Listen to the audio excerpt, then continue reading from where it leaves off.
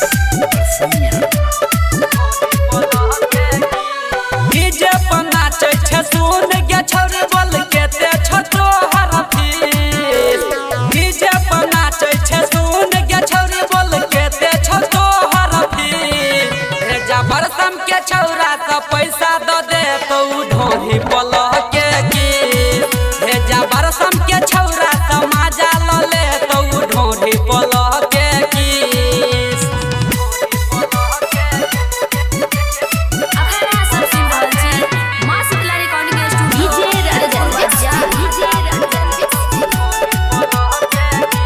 आँख में गजरा के तुम्हें गजरा तो होठ के लाली मारे छे ठुमका हिले छो झुमका लगे छे अमर पाली आँख में गजरा के तुम्हें गजरा तो होठ के लाली मारे छे ठुमका हिले छो झुमका लगे छे अमर पाली नाचे छे जब यह देला टका के कोनो छौरा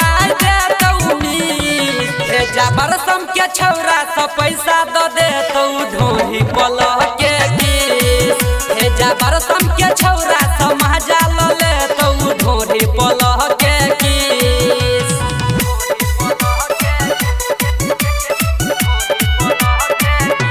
डीजे रंजन